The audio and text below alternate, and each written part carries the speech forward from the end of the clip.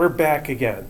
And first of all, a reminder that homework 2 is coming up. I posted it a couple days ago, and it is due not this Sunday, but next Sunday. So 9 days from today. And it's all about vectors and a little bit of trig and a lot of projectile motion. So I thought maybe it'd be a good idea if we talk a little bit about projectile motion before the weekend, and then on Monday we'll go into more details about it. So first of all, the basic idea is that in projectile motion, we're talking about an object that is flying through midair, but the air isn't doing anything. Gravity is doing something. Gravity provides this acceleration of 9.8 meters per second squared downward. And the only real difference between projectile motion and free fall is that in free fall, we usually think about it as only being up and down motion, whereas in projectile motion, we have something that's moving sideways as well. We can't get rid of the up and down motion because gravity is causing that no matter what we do. But this sideways motion is kind of an extra little complication. So we've dealt with projectile motion in our everyday lives. We've thrown stuff around, and that's all we're trying to do. And you're used to catching things from time to time, so you have a mental sense of what projectiles are going to do when they're in midair. And we basically have 3 possible starts to our projectile motion. We have the horizontal launch, which we're going to go through all the math of today. But then we can launch diagonally, and we can go upward diagonally, or we can even throw something downward diagonally. And I just want to kind of draw them out so that we can see what these things look like. The horizontal launch, usually I think of as starting from a cliff, and you take your projectile, give it some horizontal velocity, and then it immediately starts falling and it hits the ground eventually. With the upward diagonal launch, we could start anywhere. Whoops.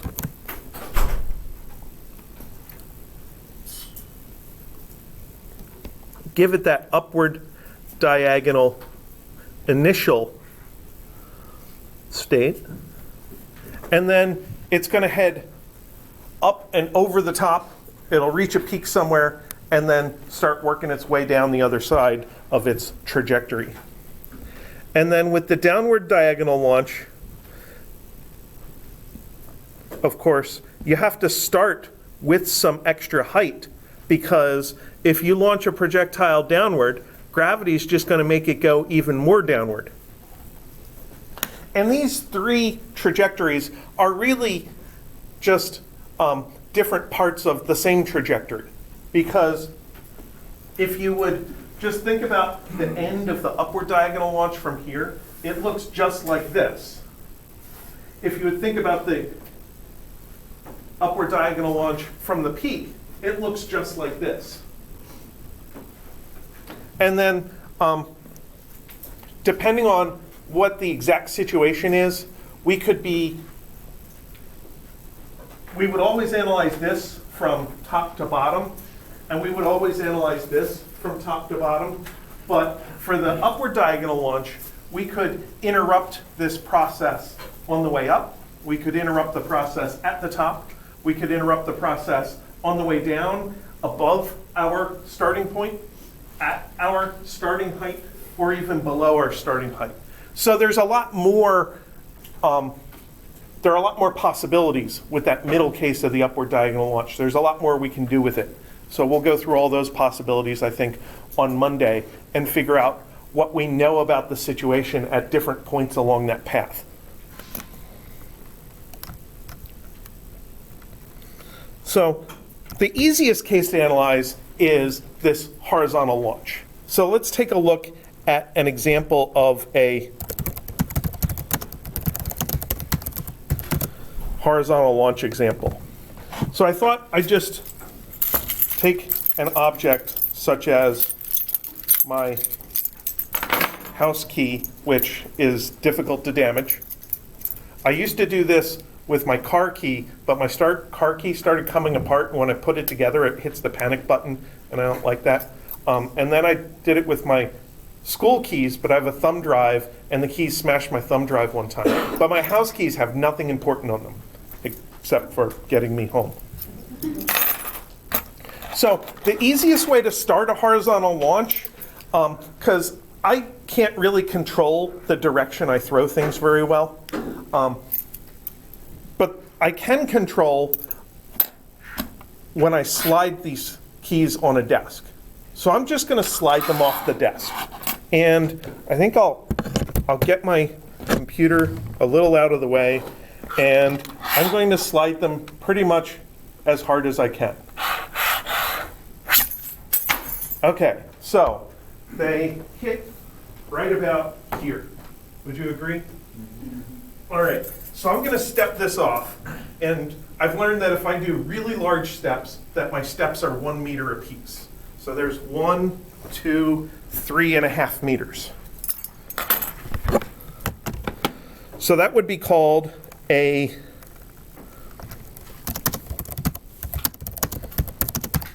range of 3.5 meters. And then another important parameter for a horizontal launch is the initial height. Now when I stand back and look at this desk, I have this like imaginary ruler that projects onto things, and I can measure them. And that desk is 1.1 meters tall.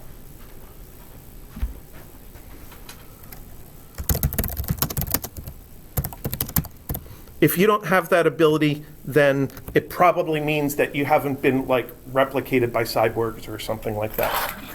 Ever since I saw Terminator when I was way too young, because I think I saw it when it was in the theater, I just imagined that ability to like see a computer heads-up display in everyday life. So these values go right here. This is our range, and this is our height. So I already have a drawing. I don't need to redraw it. What I do need to do is analyze the motion. And for the x direction, I know that my delta, well, let's first write a sub x is equal to 0. That's my fundamental fact about projectile motion. And that means my delta x is equal to v sub x delta t. That's my generic equation for displacement at a constant velocity. There's no 1/2 at squared term here because the acceleration is 0. For the y direction, I have a sub y is minus g, and my delta y is v initial y delta t plus 1/2 a sub y delta t squared. So now I'm going to make these things more specific to my particular situation. So here I'm going to turn my delta x into 3.5 meters. I'm going to call this v initial, and I'm going to call delta t plane t. And over here, I'm going to do one step first. This is going to turn into h is equal to 1/2 g delta t squared. Because if I have 0 initial y velocity, because my initial velocity is in the x direction, so it has no height to that vector. There's no y component. I can eliminate that. The delta y is minus h, the acceleration is minus g, and the minuses cancel, so I get rid of them. So we use that h as 1/2 gt squared thing all the time for dropping something from rest, and it works in projectile motion if you start from the top, if you start with horizontal launch. So then I can plug numbers in here, and this is 1.1 meters is equal to 1/2 9.8 meters per second squared and plane t squared. Because when I made it specific, I turned delta t into plane t. What's up? You said that works if you start from the top. Yes. Does it also work if you're doing downward diagonal? Because you're starting from the top? No. If you're doing downward diagonal, then your initial velocity, that green arrow, has some downness to it. And that negative initial velocity, because it's pointing a little down, would end up in here, and it would complicate it. It doesn't make it undoable, it just makes it a little more complicated. So you have to be starting from the top of the parabola, not just the top of the projectile's motion. That's a good distinction. I will be more careful about that in the future. Won't help you because the future's next semester. But I appreciate that question. So now it's just a matter of trying to solve for stuff. And if I look at the x equation, I have two unknowns, so I can't really do anything with that yet. But the y equation, it's all numbers except for t. So I can solve for time. And I get t is equal to 2 times 1.1 over 9.8 with a square root around it. That's pretty common algebra. We've done a few times. This isn't the only equation where you're going to have to do that. So you should try to be comfortable with taking something where you have number equals 1/2 gt squared or 1/2 kx squared or 1/2 mv squared and solve for that x value or the t value or the v value that ends up, that was previously squared inside of there. So 2 times 1.1 over 9.8, close parentheses, is 0.474 seconds.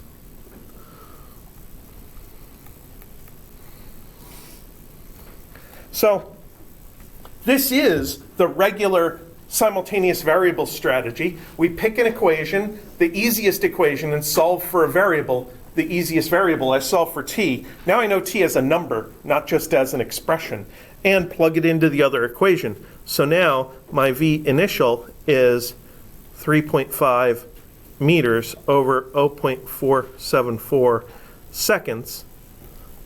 So I do 3.5 divided by answer equals 7.39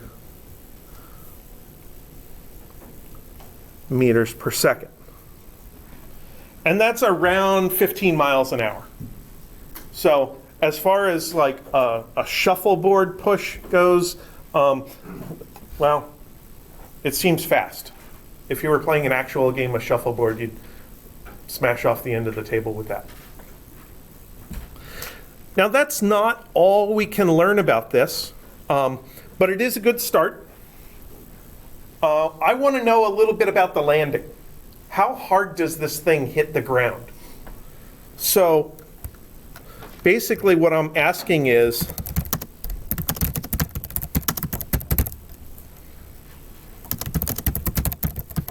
what's the impact speed and direction?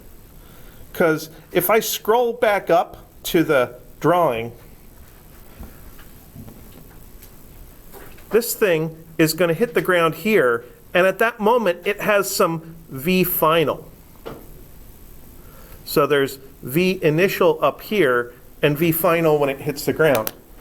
And you can think of v final as like a, I don't know, a narwhal tusk pointing out the front of your object that sticks into the ground.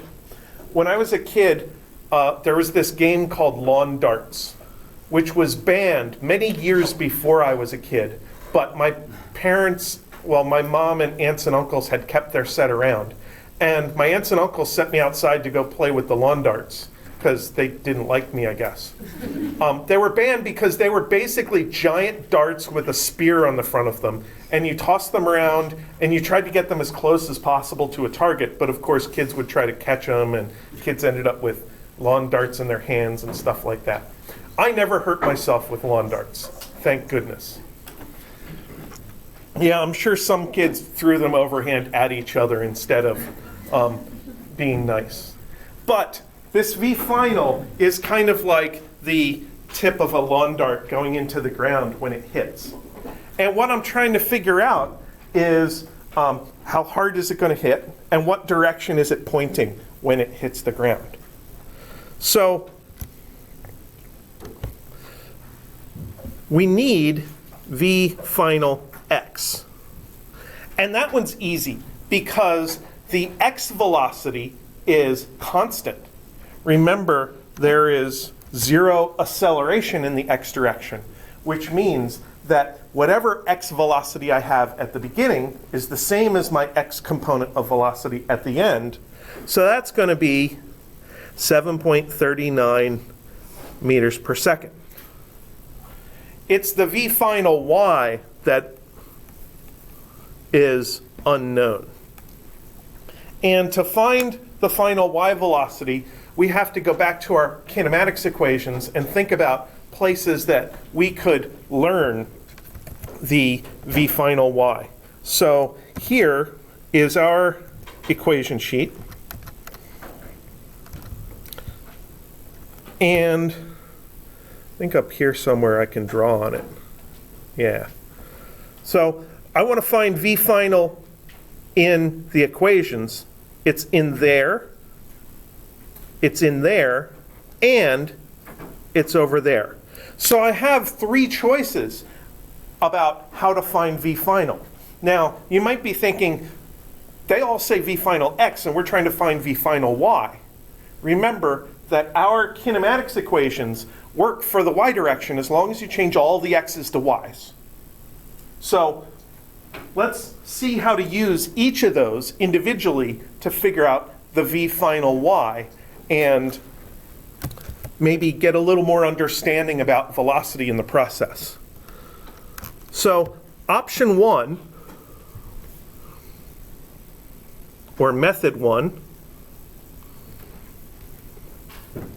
we would use V average Y times delta t is delta y.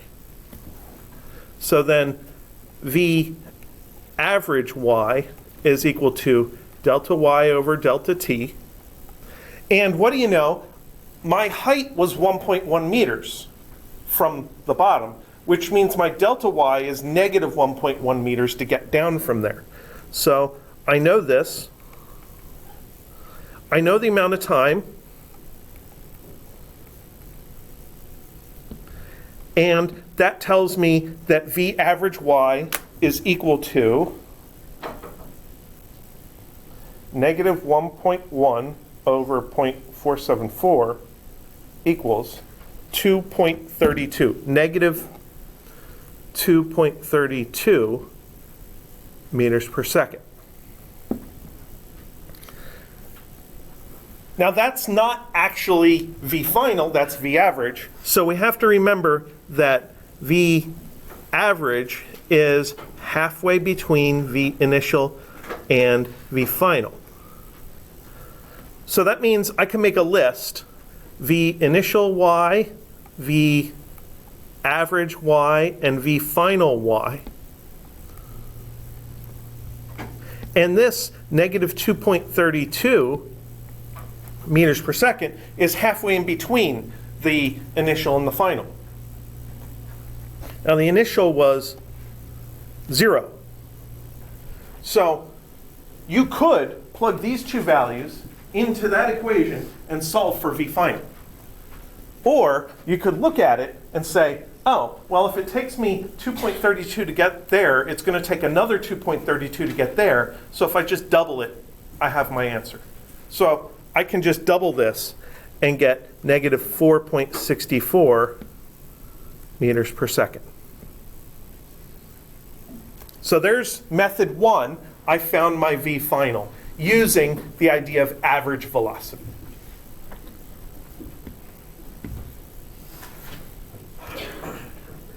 Now, method 2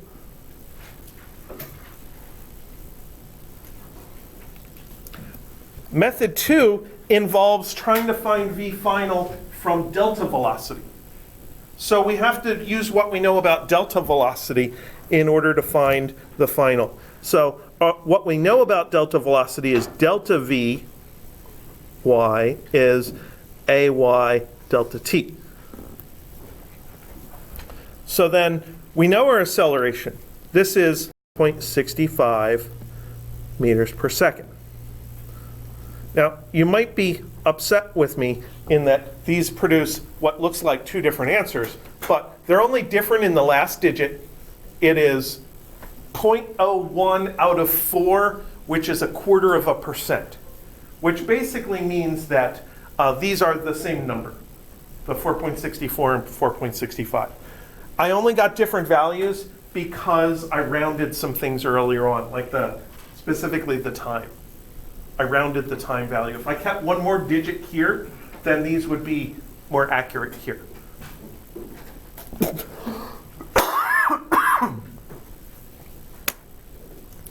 So that was method 2.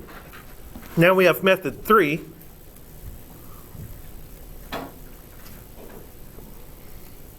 Was v final y squared is v initial y squared plus 2a sub y delta y. And I can plug my numbers in here. The v initial y is 0, so I can skip it. And then I have 2 times negative 9.8 times negative 1.1. And when you multiply those, 2 times 9.8 times 1.1, you get 21.56.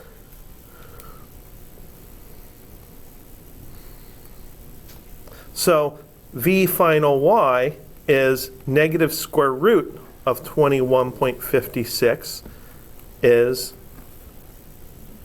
square root answer is 4.64, negative 4.64 meters per second. Result method 3. Now there's upsides and downsides to each one of these methods. For the first two methods, I had to figure out the time first. So I had to do my process above, use that 0.474 seconds there or there in order to actually get the information I needed. And then for the first two methods, I needed to remember that what I get out of distance over time is not final velocity, it is average velocity. So then I had to translate that 2.32 answer into 4.64, which is easy if your initial is equal to 0. In method 2, my result of acceleration times time is not velocity. Acceleration is not velocity over time. Acceleration is change in velocity over time. So I got my change in velocity. I had to translate that into an actual velocity, which is easy if your initial is equal to 0. It's just the same thing. And then in method 3, there was one little quirk in method 3. In the process of turning through here, I had to take a square root, and I had to choose the minus sign. And the minus sign I have to choose based on a mental picture of what's going on. This picture here, with the v final pointing down so that your object can hit the ground. That's my justification for picking the minus sign. Whichever method I choose, I basically get the same answer. So all three methods are consistent with each other. Mathematically, we would say that our equations of kinematics are redundant. That we have more equations than we need, so we can choose some equations and get results and be finished, or we can choose others. We don't have to use them all every time. Any questions about that? Okay, let's put them together. we now know that V final x is 7.39. So let's make a little graph of V final. So out here is Vx is 7.39, and down here is V final y equals negative 4.64. And if I go down from there and across from there, I get to a point on a velocity graph. This is velocity x versus velocity y. And that means that this arrow from here to there, that's my V final. And that arrow is the hypotenuse of two right triangles. We could think of the upper half of the rectangle or the lower half of the rectangle. Either way, V final is equal to the square root of 7.39 squared plus 4.64 squared. So 7.39 squared plus 4.64 squared, close parentheses, put that all together, and I get 8.73 meters per second.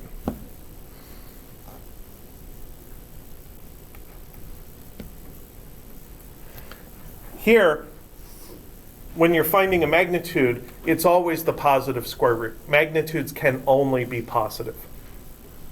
It's when you're finding a component that it could be plus or minus that you have to think about it.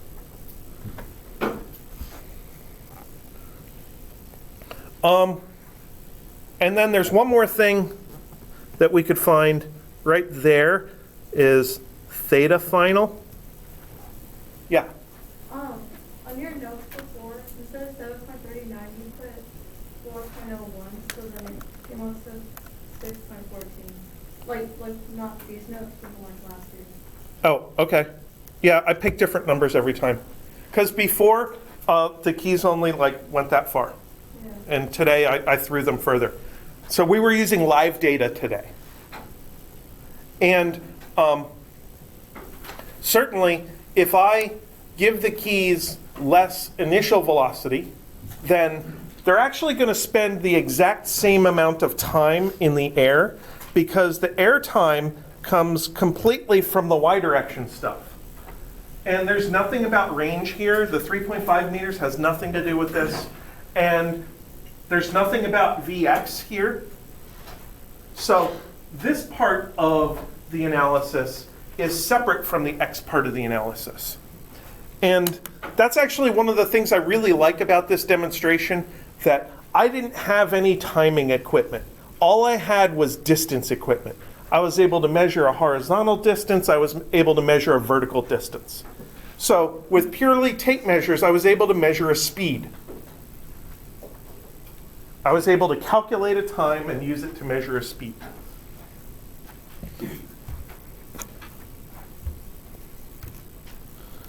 Now, where was I? I was about to figure out this angle here of the impact. And for that, I have tangent theta final is opposite over adjacent, which is V final y over V final x. So the inverse tangent of V final y over V final x is the inverse tangent. Sometimes I call it tan minus 1, even though it's not a 1 over multiplying inverse. But sometimes I call it atan, which is short for arctangent, which is another name for it. V final y was negative 4.64. V final x was same as V initial x, which was 7.39. So then the inverse tangent of negative 4.64 divided by 7.39 is equal to negative 32.1 degrees.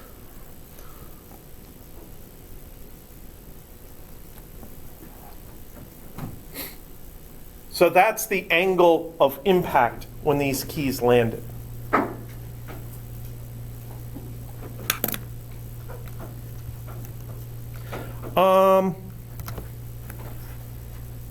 Questions? Okay. Let me try something here. I think this is going to work. I haven't done this calculation in a while, but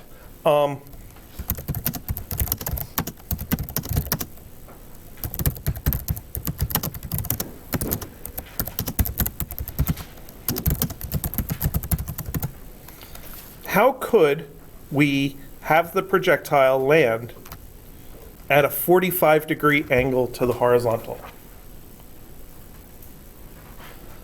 So I want to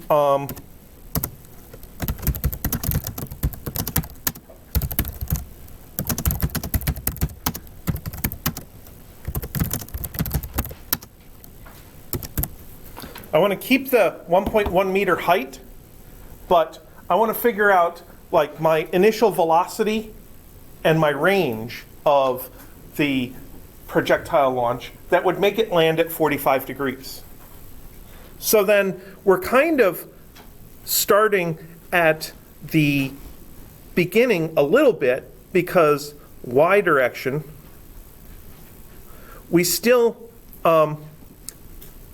have h is equal to 1.1 meters, which leads to t is equal to 0.474 seconds, which leads to v final y is equal to negative 4.64 meters per second. So all that work we did up above is still valid work. All of the y direction information is still the same. But now, at the end, we want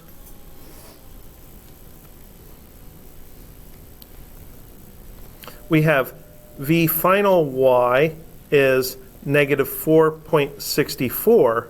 We want this to be at 45 degrees.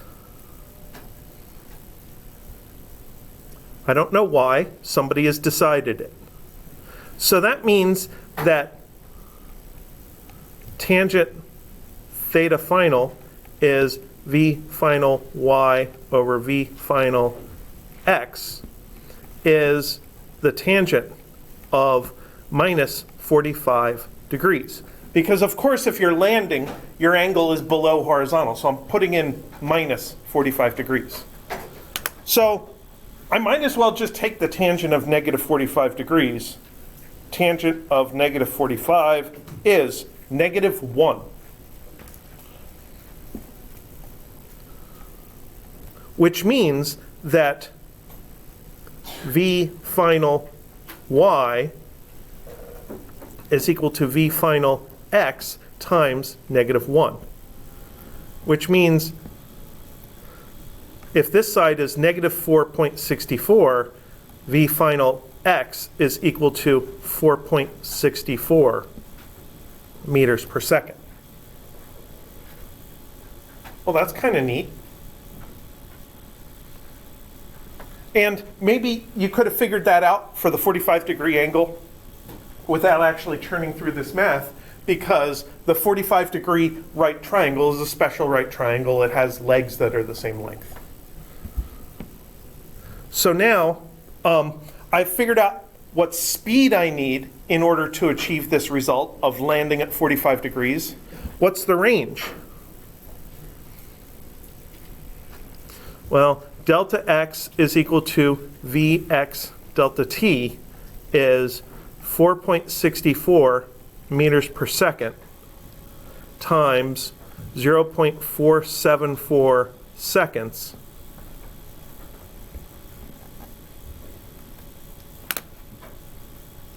So 4.64 times 0.474 is equal to 2.2 meters.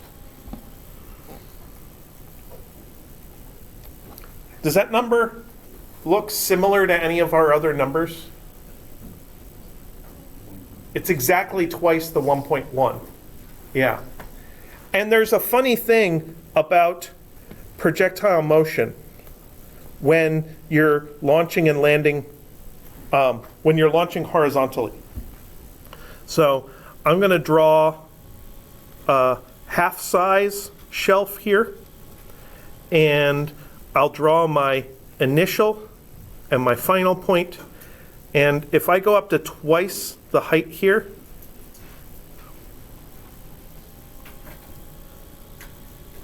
this thing is going to come out horizontally and end up tangent to that line right there.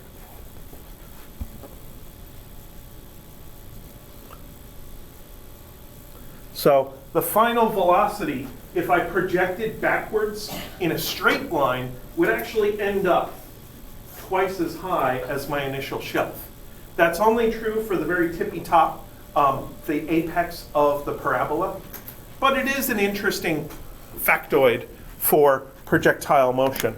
So that means that if you're throwing something or launching something up to the top of a wall, and you want it to just get up there and just barely make it to the top, that you should be aiming at a point twice as high as the wall. And that will get your projectile to have an apex right at the wall, as long as you're giving it enough velocity to have that actually be the apex. So I think that's an interesting quirk of the geometry of parabolas. This is probably a drawing of parabolas that like Aristotle made in ancient Greece. It's a long known fact about parabolas, but it's something that comes up in projectile motion here just every once in a while. All right, now I think I want to save the really good stuff for next Monday. So I just want to do one more order of business today. On the first day of class, I said I would take attendance once in a while and give that to you as bonus homework points. So I want to do that again today. Give everybody who's here one more point. I haven't recorded the ones from the first day of class, but I'll do it all at once. And if you were here both days, then you should see 2 points show up under the attendance. One other thing I want to do is there is an event coming up called Science Olympiad. We're going to have something like 300 middle school and high school students come to our campus, compete in different scientific events, and we need volunteers from our own student population just to help the event run smoothly. I think we need something like 150 or 200 volunteers. When I looked 2 days ago, we had 80 volunteers set up, and I hadn't even asked you guys yet. So we're doing well. We still need more volunteers. So I'm willing to offer you even more extra credit if you can help out with this event. Now, when is it? It is on Saturday, March 7th, which is the first day of spring break. So if you still happen to be in town here on Saturday, March 7th, we're looking for people to take 3-hour shifts. We have shifts every 3 hours, starting at 6:30 in the morning and going until 6:30 in the evening. So if you can take one of those shifts, I think what I'm willing to offer is 10 homework points of bonus. So if you can imagine how much time it takes you to do 10 homework questions, that's your reward. Yeah? So I'm going to post an announcement on Blackboard, which gives you a sign-up link. And it's a Google form to sign up. And when you sign up, it'll ask you to pick your shifts of when you are able to help out. And then when you are here on that day, we will feed you a little bit of lunch or breakfast if your shift coincides with those times, and I will give you bonus points. So let me make 2 attendance sheets to make this go fast. 2020-02-07. Start that one in the front. So please print your name. And then 1401, page 2, 2020-02-07. We'll start this one in the back. Let me end the live stream here.